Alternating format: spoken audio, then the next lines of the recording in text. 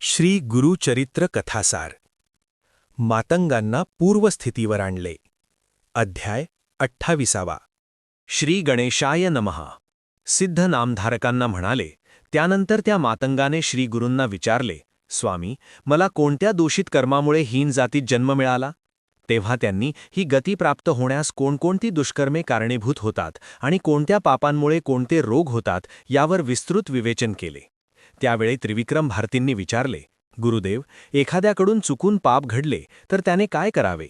श्री गुरु म्हणाले, ज्याला स्वतःच्या कुकर्माबद्दल खरोखरच पश्चाताप वाटतो त्याचे पाप संपूर्ण जळून जाते. त्यानंतर श्री गुरूंनी त्यांना पापमुक्तीस्तव करायची स्नान, दान, तपश्चर्या, गुरुसेवा, तीर्थयात्रा, मंत्रपठण अशी अनेक प्रायश्चित्ते सांगितली. तसेच कोणत्या प्रायश्चित्ताने कोणत्या दुष्कर्मांचे परिमार्जन होते ते सविस्तर सांगितले. त्यानंतर श्री गुरु मातंगांना उद्देशून म्हणाले, पूर्वी ब्राह्मण असताना गुरुनिंदा, मातृपितृनिंदा असे अपराध केल्यामुळे अधोगती प्राप्त होऊन तुम्हाला सध्या मातंग म्हणून जन्म मिळाला आहे. तुम्ही महिनाभर संगमावर स्नान करा, म्हणजे तुमच्या पूर्वदोषांचे क्षालन होऊन तुम्ही पुन्हा ब्राह्मण कुळात याल. मातंग म्हणाले, गुरुदेव, तुमच्या कृपेने मला पूर्वजन्म स्मरण व ज्ञानप्राप्ती झाली आहे आणि मी तुम्हाला शरणही आहे. आता तुम्हीच माझा उद्धार करा. विप्रत्व देऊन मला धन्य करा. तेव्हा श्री गुरु म्हणाले, सध्या तुम्ही मातंग आहात. तुम्हाला वेद म्हणता येत असले तरी समाज तुम्हाला ब्राह्मण म्हणून कधीच स्वीकारणार नाही. लोक तुमची निंदा करतील. विश्वामित्र जन्माने क्षत्रिय होते. त्यांनी प्रदीर्घ तपश्चर्या केली होती. ते स्वतःला ब्राह्मण समजायचे आणि लोकांनी आपल्याला ब्रह्मर्षी म्हणावे असे त्यांना नेहमी वाटायचे. ऋषी वसिष्ठ हे ऋषिकुलाचे अध्वर्यू. विश्वामित्रांनी ऋषी वसिष्ठांना सल्ला विचारला तेव्हा ऋषी वसिष्ठ म्हणाले, शास्त्राने क्षत्रियांना तपश्चर्येसाठी मान्यता दिलेली नाही. मग तुम्हाला ब्रह्मर्षी कसे म्हणणार?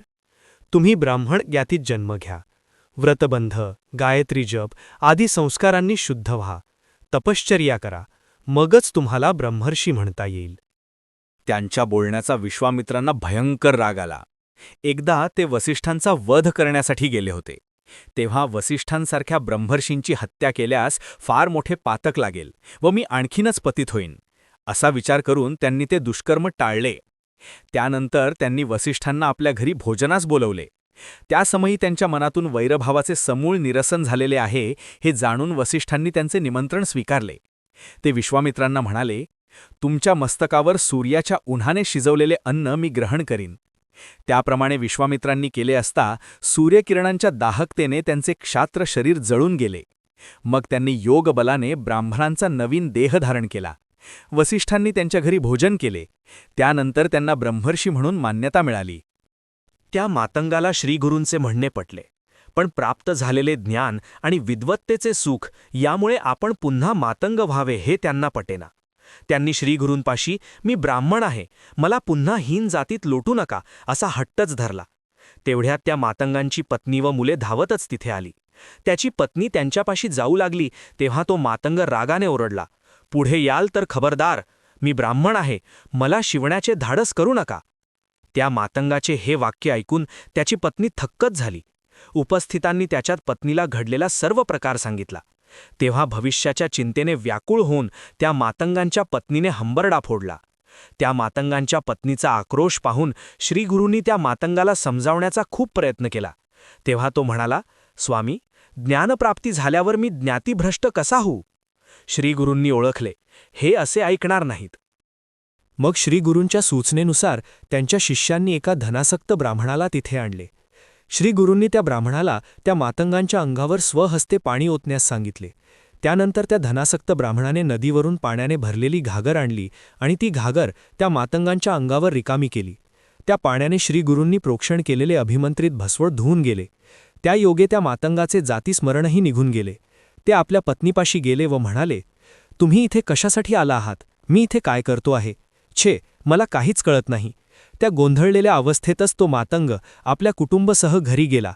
त्यानंतर लोकही आश्चर्य व्यक्त करत आपापल्या कामाला गेले.